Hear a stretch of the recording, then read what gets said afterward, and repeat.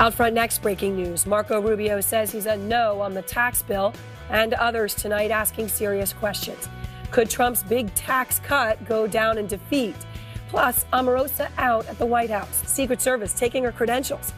Why are taxpayers, though, still on the hook for her salary?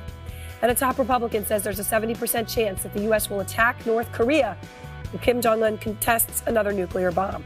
My guest, a UN diplomat just back from meetings in Pyongyang. Let's go out front. And good evening, I'm Erin Burnett. Out front this evening, the breaking news. President Trump's promised Christmas present to Americans, what he says will be the greatest tax cut in U.S. history, is in question tonight. Senator Marco Rubio says he will vote no on the current plan unless the legislation makes the tax credit more generous. Senator Bob Corker, who voted no on the latest version of the bill because it already costs too much, won't say how he's voting, but tells CNN, I have all the same concerns that I have had. Add to that John McCain and Tad Cochran, two Republican senators dealing with health problems that could keep them from voting. These are very serious questions tonight, given the Senate's razor-thin margin. Vice President Pence has delayed a planned trip to Egypt and Israel to be on hand in case he needs to cast a tie-breaking vote if necessary. The press secretary, Sarah Sanders, was asked about Rubio's demand today. She made it clear he should be happy with what he's got. We're extremely excited about the progress that we've already made to double the child tax credit. I think that's something important to note and something that we worked very closely with Senator Rubio on, and we think he should be very excited. Well, except for he's not excited. And one big question tonight is, how is the GOP going to pay for this tax plan, which ultimately is this, a massive tax cut for corporations? Well, the Treasury Secretary, Steve Mnuchin, had long promised a study that would show the bill pays for itself, and it would show how. He reportedly said that more than 100 people in Treasury are working around the clock on running scenarios for us. Well, we've got it. It's one page. It's been widely panned by economists from both sides of the aisle, both for its basic simplicity and its fuzzy math. Even the former budget director, Douglas Holtz-Eakin, who is a supporter of the tax bill overall, came out and said it. He said this bill will not pay for itself, and he slammed Mnuchin's one-pager. Here's what he said. I thought it was just over-promising and certainly beneath the level of analysis the Treasury is capable of. A lot of questions tonight about this tax bill that Republicans are trying to rush to a vote as quickly as they can. We begin with Sunlen Serfati on Capitol Hill. And Sunlen, let's start here with the fact that it's a razor-thin margin and they do not have all the votes. They've got to get there. Is Senator Rubio just posturing, or is he serious that he could vote a no? Yeah, well, he certainly is issuing a very strong threat tonight, Aaron. He knows he's in a position of power because he knows Republican leaders need his vote on this tax bill right now. So he's trying to exert a little leverage to make more things happen for him. He has been very explicit in what he wants. He wants to see the child tax credit expanded, more generous. And he today said, look, I'm not going to vote for this tax bill unless it is. And we know now that Senate leaders are right now working on ways to throw some more money at the child tax credit to potentially get him on board. But this just underscores how precarious a situation this is for Republican leaders up here on Capitol Hill right now as they barrel towards potentially holding a vote early next week. You had Rubio, who was always in the reliably yes column, now making this skirmish today. You have that very slim Republican majority, which means that they have such a slim margin for error here with Vice President Mike Pence voting. And as you said, he delayed his trip to potentially come up here and vote next week. Losing 3 votes, Republican votes, means that the bill would be sunk. Republican leaders cannot count on Bob Corker tonight. He said he still has the same concerns he's always had about this bill. And there's wild cards of Senator Collins, Jeff Flake, Mike Lee tonight to add in the mix. Also adding into the mix is the serious concerns over Senator McCain's health and if he's able and well enough to return to Capitol Hill next week to vote on this bill. So again, this just shows how precarious this is and many scenarios where Republican leaders could come up short. Could come up short. And of course, the American public, it is deeply unpopular with them so far, too. Thank you, Sunlen. And out front now, Kevin Hassett. He is the chairman of the Council of Economic Advisors, has been a leader in getting this bill through and designing this bill. Kevin, good to have you back with me. It's an honor to be back. Thanks. Senator Rubio says he's going to vote against the bill unless the child tax credit is expanded. Are you willing to make it even bigger to get his vote? I think that's something that the people in the Senate are going to have to work out with Senator Rubio. Senator Rubio had an amendment that went to the floor, was rejected the first time around, and he cares desperately about this issue, and so he's trying one last time. I respect that, but I expect they'll work something out. I don't think anyone thinks that Rubio's going to hold up this bill. No, but my point is, you're okay with that. If that might get bigger. The president had a list of non-negotiables that we've talked about on your show a few times, right, Aaron? And the child credit level, it's very generous right now, and I don't think it needs to be expanded. I don't think anyone in the White House does. But we respect, Senator Rubio and the process. So on this front, right, it's really important what the deficit numbers are, and again, what the cost is, yeah. Right? And look, I guess I can agree with you that I think whatever numbers are out there, I think are made up because nobody knows what's actually going to happen. But a lot of Republicans, as you know, are saying this bill is going to pay for itself. I want to play for you, though, what conservative economist Douglas Holtz-Eakin, who, as you know, came out and said he's a supporter of this bill, so he supports it. But here's what he said about this whole concept of it's going to pay for itself. I don't think these things pay for themselves. They never have. But I think the growth is really important. I mean, that's a stunning admission. I don't think these things pay for themselves. They never have. Well, no, so what it is, and Doug is a public finance economist. There was a time when we were professors at Columbia together long ago, and I really respect him enormously. The fact is that some tax cuts can pay for themselves if you're cutting a tax on something that's really responsive to it, and some things don't. And there's a heck of a lot in this bill that doesn't change the marginal tax rate that is potentially really good policy, like the child credit that we were just talking about. But the growth effects of the child credit are probably not super enormous, right? Because unless they affect fertility or something, child credits are very good for distributional purposes, but that's not a growth policy. But the corporate tax cut, could well come close to paying for itself. I think that the bottom line, though, is that if we get growth in the 3% range over the next decade, as opposed to the 2% that we've had, then there's going to be so much revenue that the extra deficit from, say, even the Joint Tax Committee's estimate is going to be dwarfed by the revenue. That $1.5 trillion. It's going to be dwarfed by the revenue we get from growth. So on this paying for itself, the Treasury Secretary, Steve Mnuchin, as you know, has been saying for months that this bill will pay for itself. This week, he finally, under a lot of pressure, Chairman, put out this one-page memo. I'm holding it up, backing that assertion. It is one page. And because of that, it has been widely panned by economists on both sides of the aisle because it's one page and it doesn't get into any depth. And they said they were going to put out a whole study defending the tax plan. They put out one page. And because it uses a growth number that assumes a lot of things will happen that there's zero legislation for, like welfare reform and infrastructure investments. They assume those things are going to happen for this to pay for itself. Well, they're not in the bill. Do you stand by the Treasury Secretary's one-page analysis? Oh, so what Secretary Mnuchin did, and of course I stand by Secretary of Treasury Mnuchin, what Secretary Mnuchin did is he said that if we get the growth numbers that came out in the president's budget last year that was released in the spring, then here are the revenue effects. And those revenue effects were estimated by the career professionals at Treasury. We've always said in the administration come from three things. They come from taxes. It looks like we're about to deliver on that. They come from deregulation, and they come from infrastructure investment. The infrastructure program is something that will be visible in the next president's budget, and the deregulation is something that we put a report out on today that shows how much progress we've made. And sure enough, if you look, we were probably about to have 3 quarters in a row of 3% growth. And so it's not a mystery that we think that can continue because of these policies.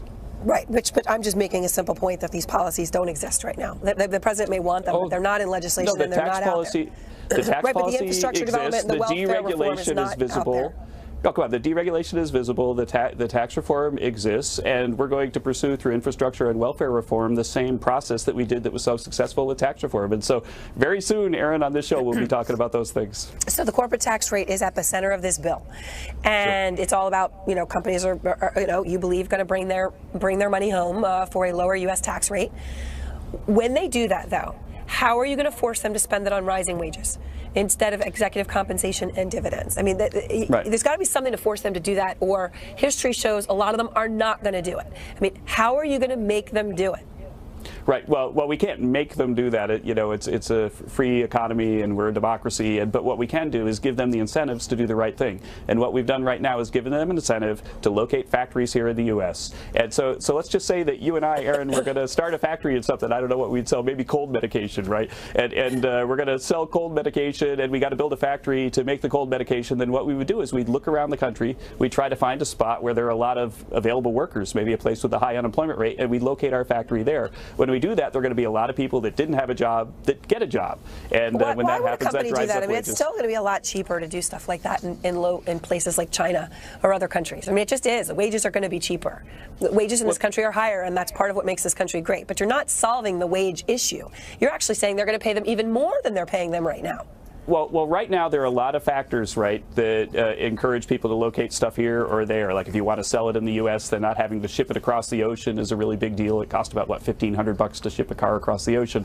And so people right now, though, have really decided to move a heck of a lot of the stuff offshore because the tax rate in the U.S. is so high. And so at the margin, they're really going to want to move stuff here. But you're right, there are other factors, and we're not going to get every little bit of economic activity by U.S. multinationals to locate in the U.S., but there's going to be a heck of a lot more of it. And I think that the 15% reduction in the cost of capital should lead ultimately to about a 15% increase in capital formation here in the U.S., and that's a heck of a lot of GDP. Chairman, before you go, the president made a promise about this bill. He made it again and again and again. I remember in an interview I did with him when he first even talked about a tax policy during the campaign. Here is his promise. You know, many of your friends, they're hedge fund guys, and you have the carried interest deduction. You have a lot of other deductions that, frankly, it's a joke. It's tremendous amounts of money, and it's money that they really don't need. They want it because they're used to paying no taxes. I would take carried interest out, and I would let people that are making hundreds of millions of dollars a year pay some tax, because right now they're paying very little tax. We are, as an example, getting rid of carried interest, which is the darling of Wall Street. We're getting rid of carried interest provisions. This bill, Chairman, still has the carried interest loophole. It is obviously a benefit to a very few specific people, wealthy private equity managers, including Steve Schwarzman, who co-founded Blackstone, was a funder of the inauguration, worth more than $12 billion, hosted a fundraiser for the president a couple weeks ago. The president promised to close this. Why is he breaking that promise? I don't think the president's breaking his promise, but, you know, this is not a dictatorship. It's a democracy. There are a lot of things that we in the White House would have liked to have seen in the bill that we understand in the democratic process we can't have exactly our way, like the 15% rate. But, you know, what's going to happen is that carried interest and but he could, that this only organizational form benefits is a few people, right? Very specific people. He could have said this was a deal breaker, but he didn't. He's willing to let it stay in there. Right, and again, this is something that's negotiated with the Senate and with the House, and you're watching, you know, Aaron, if you look up now, you even still wonder a little bit after all of this, is this going to pass the Senate, don't you? And so the fact is that navigating this through this process is something that's a historic accomplishment. If this tax bill passes, you would have to concede. It's one of the biggest moments in economic policy in the last 50 years. And so, of course, there are going to be times when you don't get everything you want. That's the democratic process. All right. Well, Chairman Haas, I appreciate your time. Thank you very much. Thanks. Sir. You've been very generous with me. Thank you. And next, Roy Moore, still refusing to concede, even as the White House says Trump, quote, likes Doug Jones. Plus, Trump aide Omarosa. So why are taxpayers still paying her salary for another 5 weeks? And President Trump talks to Vladimir Putin tonight. We're just getting the details of that conversation this hour. Aaron Burnett out front. New tonight, Roy Moore. Standing alone, he is still refusing to concede. It has been 48 hours, or just about 45, for the ballots to be certified. The earliest that would happen is the day after Christmas. So that would be no concession until, what, a week from this coming Tuesday?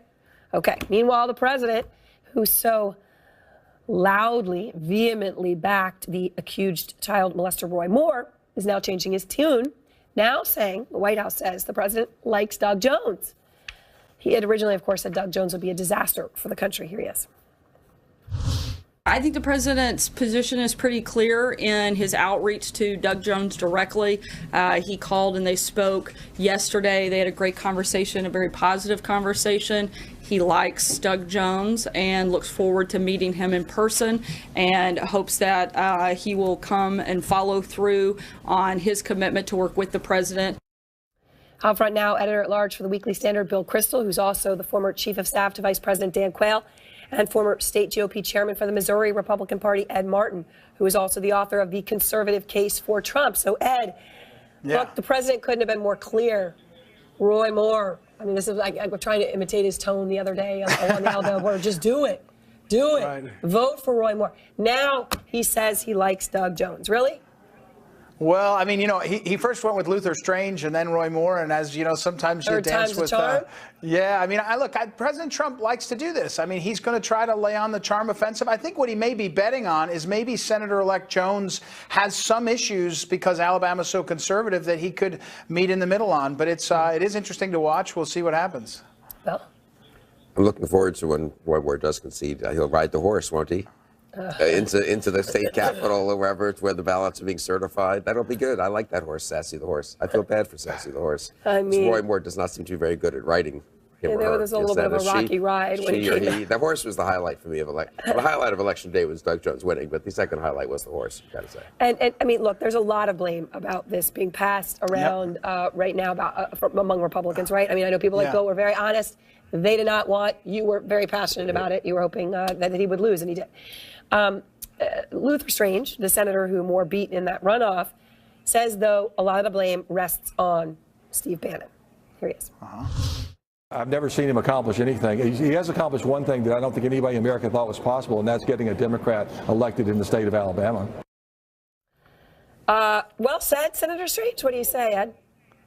Well, look, I mean, we've talked about this. I've talked about it on CNN. I blame two people. Cory Gardner and Mitch McConnell pulled the money out of the NRSC. I mean, the primaries are a race where the fight in the primary can be amongst candidates. Luther Strange was backed by Mitch McConnell and Donald Trump. Once he lost, and by the way, they spent a lot of money to beat Mo Brooks because he was a strong candidate. Once he lost, they should have backed Roy Moore. And when the attacks came, I had said from the beginning. Well, the attacks when they came, I said. So you're in the camp where you're okay with the child molester in the Senate?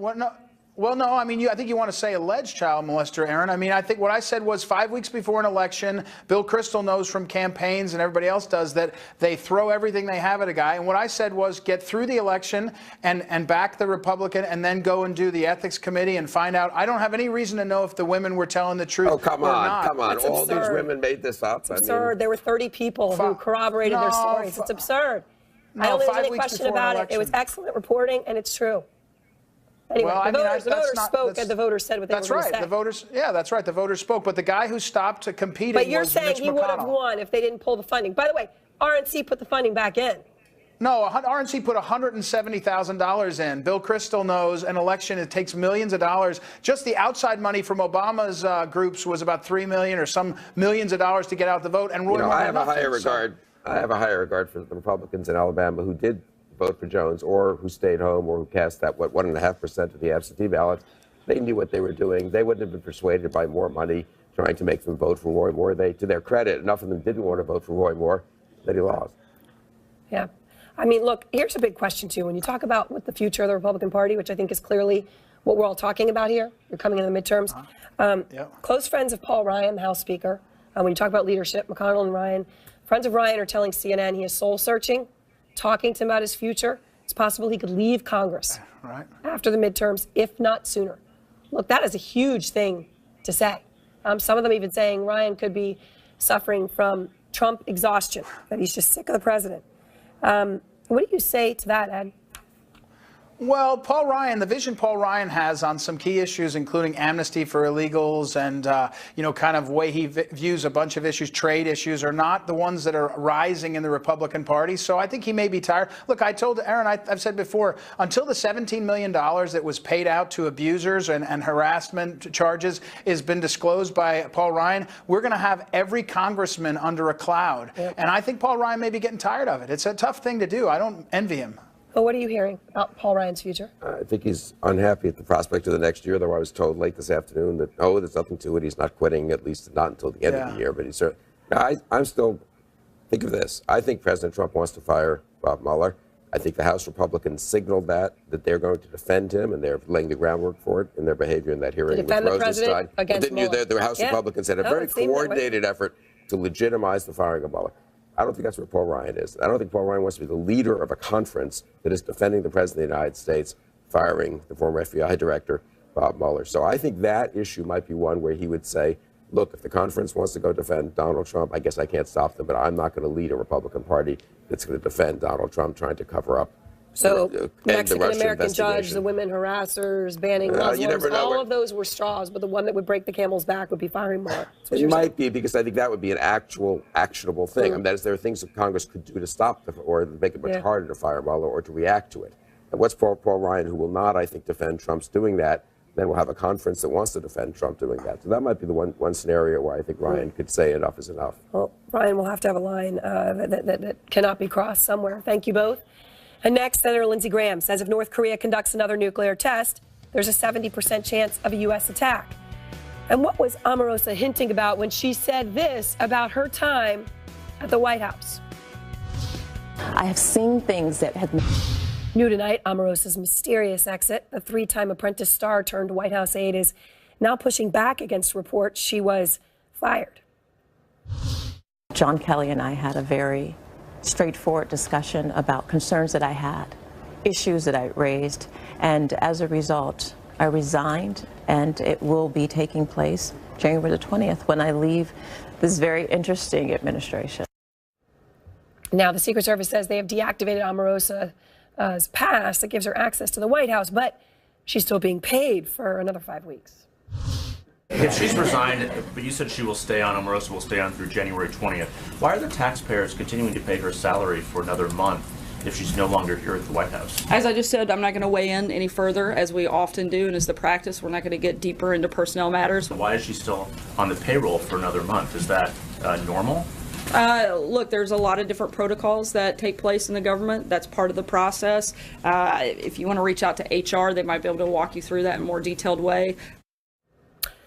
Omarosa was paid the maximum salary for a staff member at the White House, $179,000 a year. So taxpayers still paying that till January 20th. As of now, Abby Phillip is out front live at the White House. And Abby, I mean, that exchange, you were there. The White House really struggling to explain why Omarosa is still getting paid.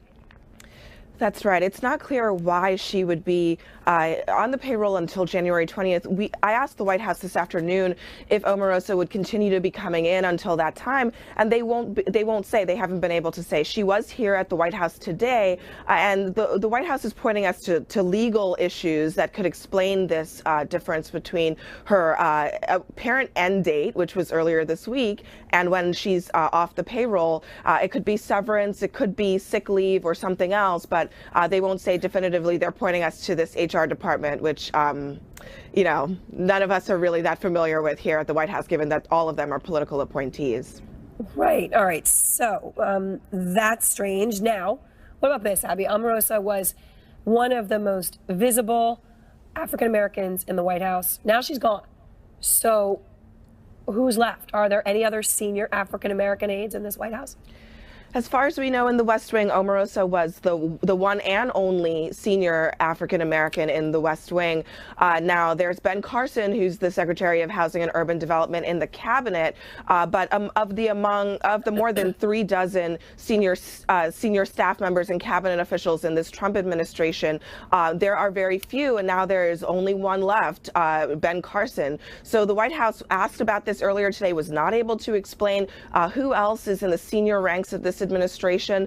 They point to diversity in other areas, specifically in the press shop, which is majority women. But again, the number of African Americans is very small, and they haven't been able to explain more than that. All right. Thank you very much. Of course, diversity comes in all different ways. And when you don't have diversity in one area, it doesn't count that you have it in another. Out front now, Krista Liz, the editor-at-large for CNN Politics, and April Ryan, White House correspondent for American Urban Radio Networks. April, let me start with you. Look, you were the one breaking this news about Omarosa's abrupt and,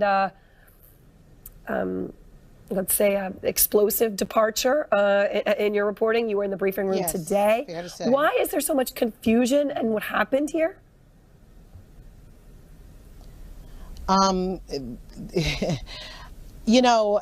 This whole situation is something that's very unexpected and shocking. The allegations of her departure, yes, we're hearing that she did sign a resignation letter that would allow her to leave January 20th, but we also understand there was this very bombastic exit after she tried to get into the residence. So the White House, if you listen to Sarah Huckabee Sanders, when she was clearly asked specifically about the vulgarities, the actions by Manigault. She said, I don't want to get into the weeds. She did not deny it, but she did not want to get into the weeds. This president said today that, she's a good woman. He's a friend to Omarosa. He's been a friend for many years. He brought her into the White House. They have, they're kindred spirits. So he's trying to respect her and to allow her to have an exit that is commensurate with who he feels she is as the nation. Many people are pretty much, if you view Twitter and listening to the groans and grumbles that's happening around the country, his feelings are totally different than a large portion and a large segment of the society. They're ready for her to leave. Now, Chris, Omarosa told ABC News this morning, she did an interview with Michael Strahan. She said she's going to have a lot to say once she's no longer employed. So I guess that would be at the end of next month. Here's how she put it. As the only African-American woman in this White House, as a senior staff and assistant to the president, I have seen things that have made me uncomfortable, that have upset me, that have affected me deeply and emotionally, that has affected my community and my people. And when I can tell my story, it is a profound story that I know the world will want to hear. Okay. Chris, yes. That sounds like a pretty incredible threat. And again, this is someone who is still on the payroll through January 20th, at least as far as we know. I mean, it's remarkable. It's essentially saying, as an African American, right, I was right at the top salary level. Right, I was in a position where I felt uncomfortable, and I have a lot of stories to tell that I will tell as soon as they stop paying me on January 20th. I mean, it's a remarkable thing. That said, April made the point. The reason that Omarosa is in the White House is because Donald Trump likes her. Yep. Right? Donald Trump feels sort of a shared spirit with Omarosa. You know what you're getting there. You knew Omarosa became famous and well known because she was a reality television star. So we can't be surprised, I don't think, that she, like Donald Trump, in her television appearance there, is sort of wait for this cliffhanger to come up next. Yes. Wait until I can really tell the story. Stay tuned for my book or my special. I mean, it's sort of that's par for the course. Something the president can appreciate. Look, right. April, I remember a conversation with the president at The Apprentice, and he sort of was, asking a question as he was off to get advice when he kind of already had a point of view. And it was about Omarosa. He said, should I bring Omarosa back? And I remember what he said to me. He goes, I like her, and man, people hate her, and that is so good for ratings. Yep. And he genuinely liked her, but he kind of was like, you know what, if people hate you, that's good. But here's the thing. He let John Kelly take care of this. And when he was pushed about Omarosa, here's what he said today.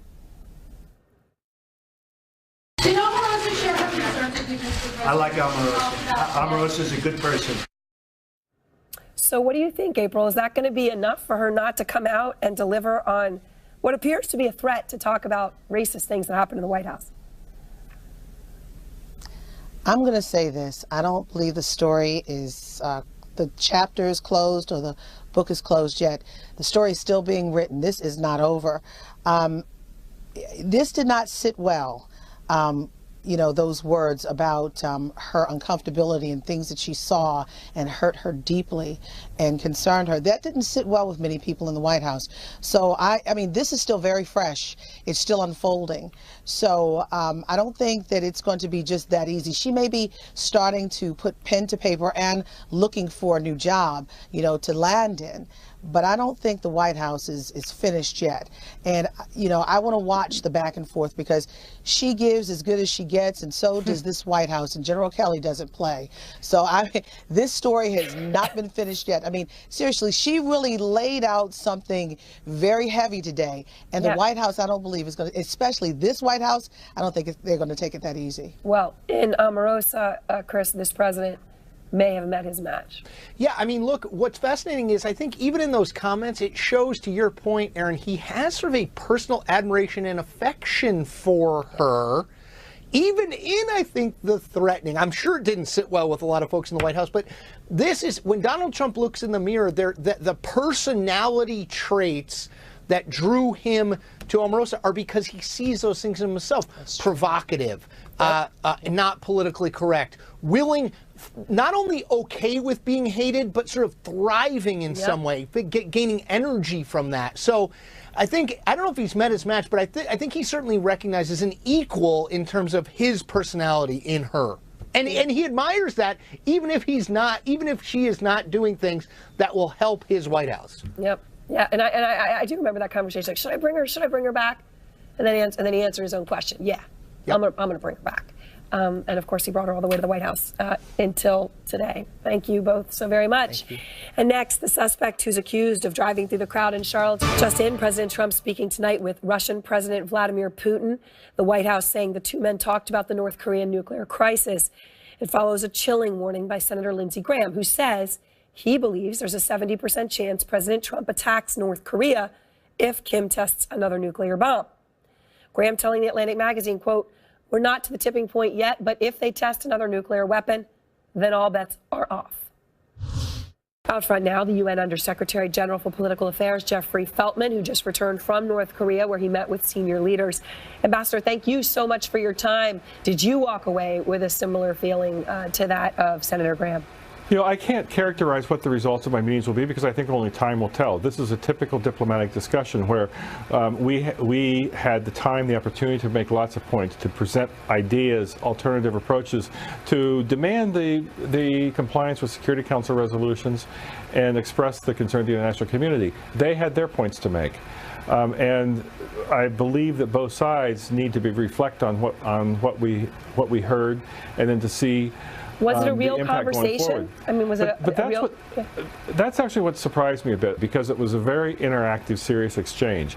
I'm not saying that they were flexible on their positions per se, because they had certain policy positions in which they were operating, but they wanted to hear us out. They gave us the time to present the concerns of the international community. They quizzed us on some of the points that we made. They asked for more information. I got the sense that they seriously wanted to understand why we were saying what we were saying and get more details, presumably to prepare reports for the broader leadership. So on this point of what's going to happen, Secretary of State Rex Tillerson has said the United States is ready to talk to North Korea without preconditions. That's a significant thing to say, because obviously the White House and the State Department have tried to pull that back, saying the United States is not ready to begin talks with North Korea.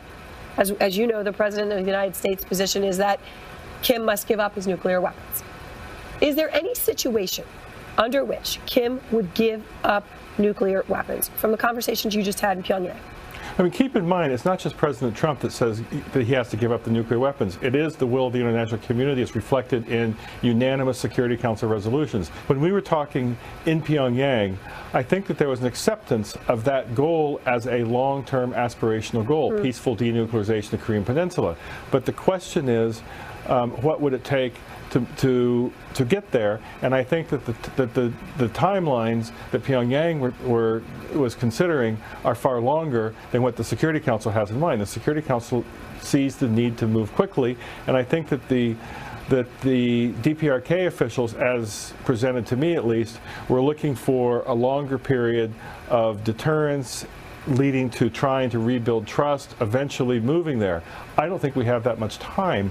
I think that there's a risk of an accidental conflict, given the lack of trust, the lack of any kind of real ongoing diplomatic channels, and the fact that there's continued defiance of those Security Council resolutions.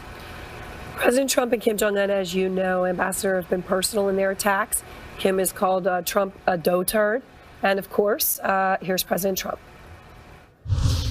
Rocket Man should have been handled a long time ago. Rocket Man is on a suicide mission. Little Rocket Man, he is a sick puppy. Just last month, of course, Ambassador, the president tweeted in part, you know, the operative line, "Why would Kim Jong-un insult me by calling me old when I would never call him short and fat?" Is this smart strategy by President Trump? Do you think it's working? I don't really want to comment on what member states say, member states of the organization I represent say, except I will say that those Security Council resolutions do call for de-escalation of tensions as well, including the resolution that the United States voted for, along with all the other Security Council members on September 11th. Resolution 2375. So this does not help de-escalate? It calls for de-escalation, and so we would encourage all sides to look for ways to move away from fiery rhetoric and back toward the goal of some kind of peaceful, diplomatic, political, comprehensive solution to the security issues on the Korean Peninsula. But of course, the obligation is with the DPRK to abide with those resolutions, just as it is with the rest of the world to abide by the parts that apply to them, the de-escalation, the sanctions, and so forth. All right, Ambassador Feltman, thank you so much for your time. Thank you for having me. And next, the man accused of murder during the Charlottesville protests last summer in court today. Outside, KKK members were clashing with protesters. And Jeannie Mose on Omarosa's White House departure. Her angle, is she suffering a flashback to this? Omarosa, go out and sell paintings or whatever the hell you're doing. You're fired. And tonight, heated emotions again in Charlottesville, Virginia. Protesters clashing with members of the Ku Klux Klan today outside the courthouse. 4 men facing a judge in connection to the August white supremacist rally. One of those men, James Alex Fields Jr., now facing a charge of first-degree murder for allegedly ramming his car into a crowd of counter-protesters at that rally. He killed a woman, Heather Heyer. Sarah Seidner is out front. I want to warn you, some of the content in this piece is graphic and maybe disturbing. Do not come into our city and try to rewrite history. In Charlottesville, emotions are raw. Daryl Davis, a blues musician, and an imperial wizard of the Ku Klux Klan agree to meet and find common ground. As Americans, your Confederate history is as much a part of my history as my black history is a part of yours. Sure it is. And it's time that we got to know one another. You're exactly right. So how do we convince these people to say, hey, look, you know, we can spend all our life arguing, or members. I probably have about maybe 44, 45. Wait, how many robes have you gotten from the Klansmen? About 44, 45. And Klanswomen. And Klanswomen. Correct. Who have said what? They're done. As a result of meeting me and having these conversations, not overnight, but over time. For more than 30 years, Davis has been on a mission to change minds, especially of those who would rather see him dead. He was drawn to Charlottesville, in part because he says the Unite the Right rally was not about saving Confederate statues. The reason they were there was to initiate the first steps of a race war. Surprisingly, Klan leader Billy Snuffer agreed wholeheartedly. A lot of them, their concern is at all, do you see anything? Slavery was wrong. Slavery was wrong. It was wrong, regardless. Okay. But there were white slaves too. You don't never hear about that. It's complicated. No, it's not complicated. You don't never hear about the white slaves. And with that last sentence, Imperial Wizard Snuffer used a tactic that is used by racists who try to equate hundreds of years of institutionalized slavery against blacks here in America to what happened to Irish that came to America and were forced into indentured servitude. But it doesn't faze Daryl Davis. He says when the conversation ends, well, that's when there's fertile ground for violence. Aaron? Really fascinating and such a powerful report. Sarah, thank you so much for sharing that. And next, a lighter note. Jeannie Mose on the question that so many have about Omarosa. What exactly did she do at the White House?